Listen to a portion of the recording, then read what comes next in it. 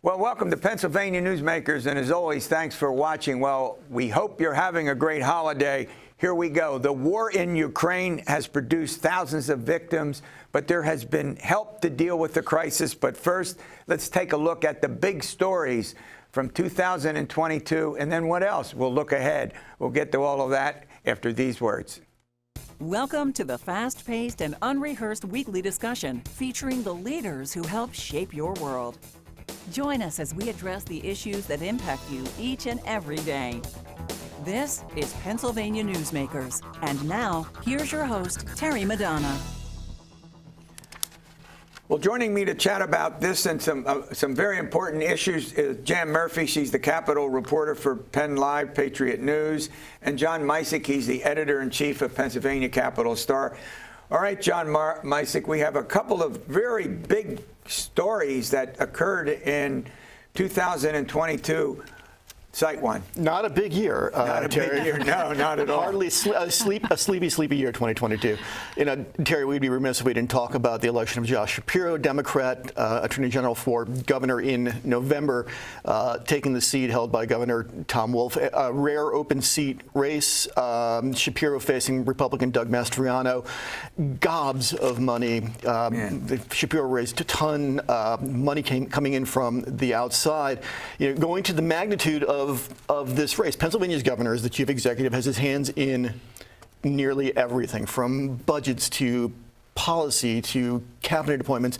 And then in June, when we got the ruling from the U.S. Supreme Court in Dobbs toppling Roe v. Wade, abortion rights went right to the top of the list. Right. Governor Wolf, for the last 8 years, has been a one-man veto machine against Republican efforts to restrict abortion. Shapiro, who supports abortion rights, vowed similarly during the campaign to follow that tradition. And people across the Commonwealth are looking for him to win, to be that protector of reproductive rights. That ended up being what happened. Mastriano, this Republican senator from Franklin County, ended up being kind of almost a non-factor in the campaign. Shapiro cruised to a 14-point win. Mastriano really kept to his own bubble. After coming out of a really crowded Republican primary, kept to his own bubble, talked to conservative media, only talking to his base, never made any real effort to expand his coalition, and paid for it. We can go to another topic unless you have something you want to add. I think John just summed up the whole thing. That was pretty good, yeah. All right, let's talk about a guy named John Fetterman, 6'8", hoodies, baggy shorts, and more tattoos than skin. I joke about that, but he won a narrow victory, but there was no doubt 5 points he won. Yeah, he definitely is the atypical politician, and everything about his election is it's unbelievable. I mean, having a stroke right before the primary, great point. And then that became an issue. I know usually they ask candidates about what for their health record, but his was right out there on display, and his opponent Mehmet Oz constantly brought it up, and of course, Fetterman had a comeback for that, saying that he'll be better in January, but Oz will be Oz. But yeah, so now we have him down in the Senate. I think that he's going to him and his wife are going to be making some headlines down there. Yeah. You want to add anything? I feel like it was two different campaigns in a lot of ways. You had Fetterman, who was running out front for, even after suffering the stroke in the primary, he was running out front 5, 8, 10 points for most of the summer. Then Oz, the celebrity physician with the endorsement of Donald Trump, closed that gap to about 2 or 3 points, depending on the polling that you were looking at. I think, Perry, for me, the pivotal moment was that October debate, between the one and only debate in October. Fetterman was fumbling in that. He was reading questions off a teleprompter because he was suffering from auditory processing issues. Not uncommon when somebody is recovering from a stroke. And there were a lot of people, even his own supporters, were thinking, oh my God, this is going to be it. He tanked it. But I also think a lot of people looked at Fetterman in that debate, people who were coming back from illness, people who were overcoming their own adversity, and saw their story reflected in him. And the campaign very cleverly latched onto that, saying Fetterman was a candidate who'd been knocked down. He'd gotten back up. He would speak for the people who'd been knocked down and were trying to get back up. And I think from there, that is really, there was a race that was going his way, but I think from there, that's when it really turned, and it really humanized him.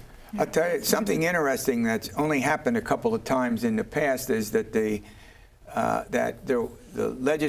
was an impeachment of the Philadelphia district attorney, a guy by the name of Larry Krasner. Surprise? Yeah. You cover the Capitol. No, the House Republicans have been very critical of his way of doing business in Philadelphia, and they say he enforces some laws, doesn't enforce all the laws, and it's resulted in a very high violence rate down there in Philadelphia, and so yeah, they have began the impeachment process. It handed it over to the Senate before the end of the session. See if there's a trial, right? That's it. But the Senate said, hey, we are constitutionally required to, have this trial. Now, I don't think that there's, I don't think anybody thinks that there's enough votes there to actually impeach the man. He's, gone to court to try to, get these things dismissed. What's that, 34 votes, I think? Yeah. The required Democrats. Yeah.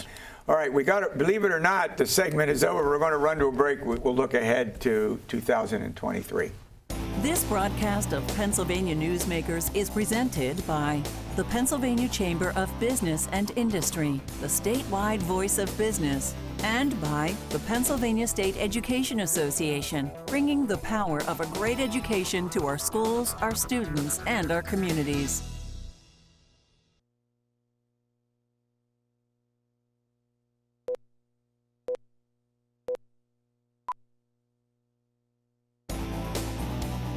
This broadcast of Pennsylvania Newsmakers is brought to you by the Pennsylvania Highway Information Association, the go-to source to learn about transportation projects and issues. Please visit pahighwayinfo.org. And by the Pennsylvania Manufacturers Association. Business in Pennsylvania is our business.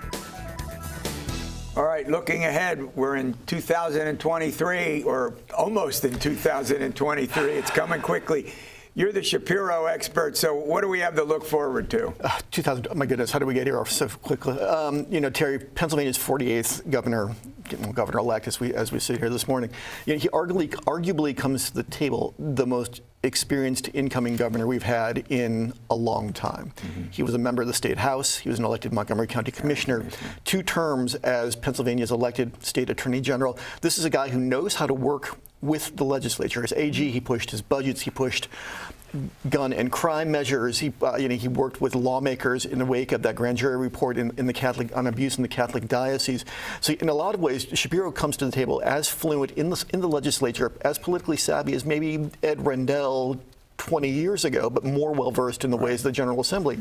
If you look at his transition team, you've got Republicans, you have Democrats, you have labor leaders, you have business people, you have LGBTQ leaders.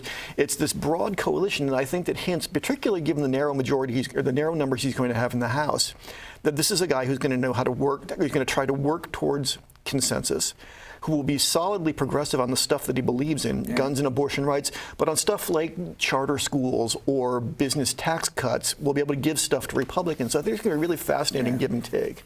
Yeah, not to say how large the transition team is, right? Mm-hmm. All right, let's move on.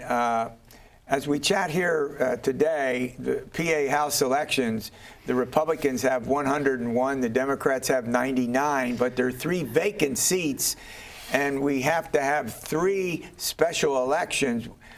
You take it from there. Well, yeah, that's true, Terry. And right now we have this court battle playing out to try to determine who's in control. Who's in control? And we have a special election. I think there's agreement that February 7th should be a special election to fill the late Tony DeLuca's seat out in Allegheny County, and then there's 2 other Allegheny County seats that are open because we have Austin Davis got elected as lieutenant governor and Summer Lee to Congress. So we have that situation, and they're all 3 are Democratic strongholds. So why wouldn't they have these on the same day? Is that a dumb question? They talk about the cost of these special elections, although in some ways that doesn't make sense because it looks like we're going to have February 7th as one of the special elections. And the other 2 are Representative maybe May Cutler 17th called for during the spring primary. Exactly. And so I don't know. I mean, it's all confusing, and that right now we're waiting for the court to make a decision. John, obviously the voters have to decide this, but these are heavily Democratic districts, as I understand. And so it looks like, the voters are going to have to decide. I'm going to make that very clear, that the Democrats will end up with the magic majority, 102. Yeah, I mean, barring anything catastrophic, the odds seem to be going in the Democrats' favor in these 3 open seats. The undercurrent here, of course, Terry, is that omnibus package of constitutional amendments that came out of the state Senate last summer, constraining voting rights and then also declaring there's no constitutional right to abortion in the state constitution, nor a right to public funding. There are some who are speculating that Republicans are trying to extend their majority for as long as they can, so that they can approve those amendments in the House and send them back to the Senate. As we know, under state law, amendments have to be approved in back-to-back legislative sessions, and then by voters at the referendum. This would be leg 2 for this package of constitutional amendments, which could conceivably send them to the voters when? On primary day. Yeah. So it looks like this is still unresolved. Is that correct? It's still unresolved. Maybe the court will ultimately decide. It's in the Commonwealth Court.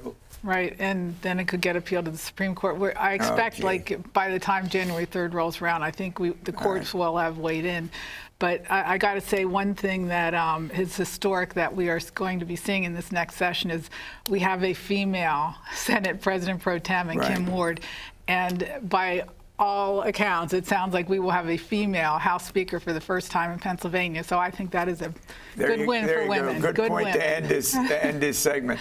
All right, coming on, we're going to talk about Ukraine and the fact that there are thousands of victims, and there's an organization that's been working to assist in that with that problem after these words. This broadcast of Pennsylvania Newsmakers is brought to you by Cross-State Credit Union Association. Credit unions, where people are worth more than money. To find a credit union that is right for you, go to ibelong.org. And by the Energy Association of Pennsylvania, Pennsylvania's energy information source.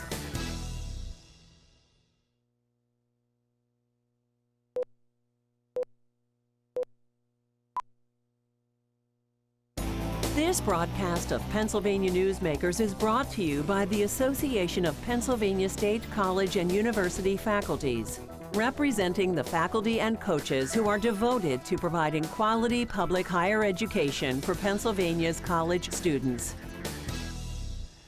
All right, President Zelensky was here. He spoke to Congress. He met with the President of the United States, Joe Biden. And guess what? There's another important crisis going on in Ukraine, and that has to do with the victims. Joining me to talk about that is Jeff Rutt. He's chairman and founder of Hope International. Jeff, welcome to the program. Thank you, Terry. Good to be here. All right, well, let's start with the fact that there are literally thousands and thousands and thousands of victims of the war in Ukraine. And Hope International, you've been involved in Ukraine a long time, and obviously you're assisting those victims. Yeah, thanks for asking, Terry. Hope International has been in Ukraine about 25 years.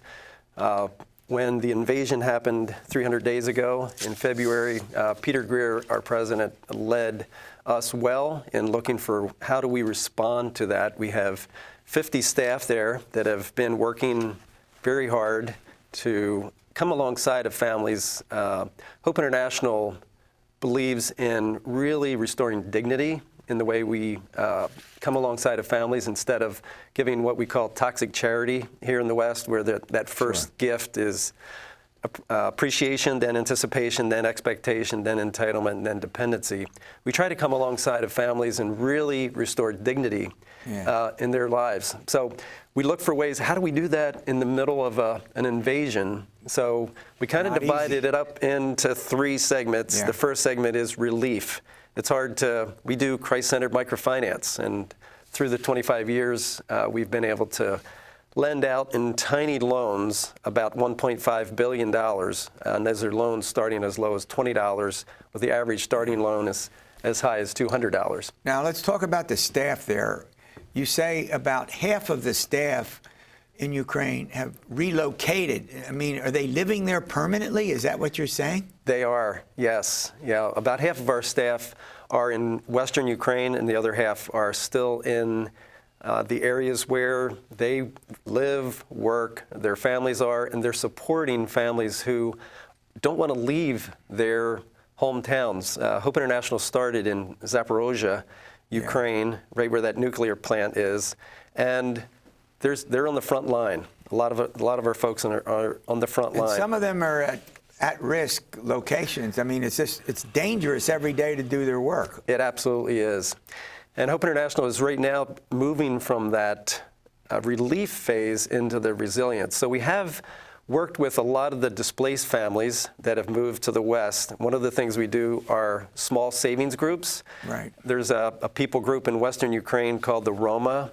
A quick example of one of those families that have taken in a lot of the families moving from the East is we have a widow in a small town there in Western Ukraine, Uzhgorod, and they're a part of a savings group called God is With Us. They save small amounts every week, just a few dollars. They had saved up through this group.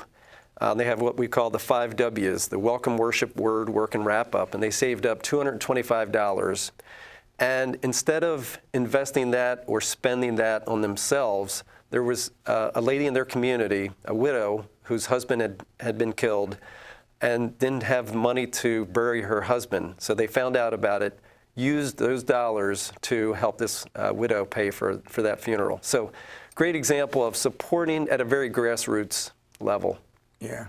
But I'll tell you, when you look at the data that you provided me, about 1/3 of all Ukrainians remain displaced. Think about those numbers. I mean, it's astronomical. It is. There's a lot of disillusionment, but there's also a lot of resolve. And if you've watched the news, if you watch some of the examples of how families have survived this, there's just tremendous amount of resolve, not only to focus on survival, but also to defend the freedom of their country, the freedom of their freedom to worship. All right, I'm chatting with Jeff Rutt. He's chairman and founder of Hope International, and we'll be back after these words. This broadcast of Pennsylvania Newsmakers is brought to you by the Pennsylvania Medical Society. Inspired physicians committed to the good health of Pennsylvanians and the advancement of the practice of medicine.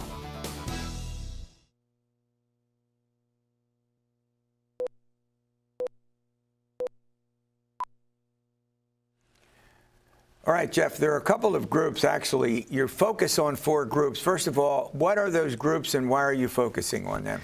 Yeah, so the groups we're focused on are the entrepreneurs, the farmers, the IDPs or individual displaced people groups, and then the churches. We've partnered with the churches for 25 years. We want to come alongside of them and work from the grassroots. One example of that is we have a farmer in Western Ukraine named Yuri who knows how to farm wheat. And when he went to buy his seed, his wheat seed this spring, just like the rest of the world, the seed was extremely expensive. The fertilizer was expensive. The fuel was expensive. The pesticides, herbicides, everything about it. And as we talked to him, he wasn't even sure if he was going to be able to get his wheat out of the harbor. But that's what he knew how to do. He knew how to grow wheat. And when I talked to him, it was really interesting. This was his quote. He said, "Hope dies last."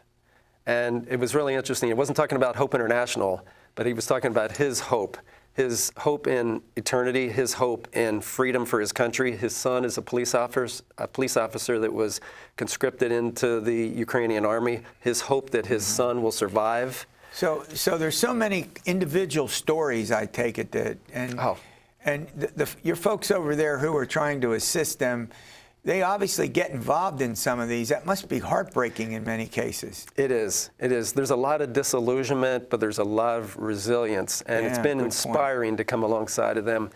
And, you know, as we celebrate this Christmas season, around, I think of Zelensky's speech, and when he talked about the Ukrainian people celebrating Christmas, they will also be by candlelight. Not by choice, but because they don't have any electricity, heat, or running water. Wow. So please, as you're listening to this, remember to pray for the people of Ukraine. not to feel sorry for them, not to give them charity, but to invest in their future and their tremendous freedom. Resilience. I mean, when you think about what they're going through, and at least what the good news is, it looks like American support is going to continue in a variety of ways. Well, let's talk about rebuilding. What does that mean, and how are you approaching it? Yeah, so we believe in coming alongside of families that we serve around the world on the fragile fringe, not only in Ukraine, but in 23 other countries that we're in. Like I said, we've loaned out over $1.5 billion over the last 25 years in very small loans. So rebuilding in a country that's just been completely, horrifically destroyed is going to look a little bit different than some of the other places that we work. But a lot of the places that we work, like Haiti and Rwanda and Burundi, also have their own issues. But coming alongside of families with very small loans, training, but holistically tracking with them to help them personally, socially, and financially, and spiritually, to look for ways to help rebuild their lives. Yeah, part of that rebuilding has to be the fact that people are in business, they're in agriculture, they have a whole variety of occupations. And what you basically, if I understand it correctly, what you are doing is helping them to carry out these functions, these occupational functions. Yes, absolutely. And we look at it just like Zelensky said. He's not looking for charity, he's looking for investment. We're the same way. We're not looking to give charity, we're looking to invest in the lives of the people that we serve around the world. The one thing that I've noticed in Ukraine since the invasion began is God is working. God is bringing people to himself, and folks that we've prayed with for 25 years are extremely sensitive to spiritual things right now. God is bringing people to himself. God doesn't waste a crisis, and this is a crisis that is being used. It's horrific. And you're lending money in addition to that, right? Exactly. So you're providing a whole, variety of resources to the people. Yes. Yeah. Yeah. So please pray for the families in Ukraine that they would survive, but not only survive, but thrive through their freedom of their nation, the freedom to worship, and also pray for the hearts of the folks that are involved in every sense, that we don't hate our enemy, but we pray for a change of heart in our There's enemies. a sense of optimism in your tone. Yes. Yes, it's exciting to see the resolution and the resilience of the people. Yeah. And I believe in the long run, it's going to be a better place. Keep up the great work. Thank you. All right, we'll see you next week for another edition of Pennsylvania Newsmakers. And as always, stay well.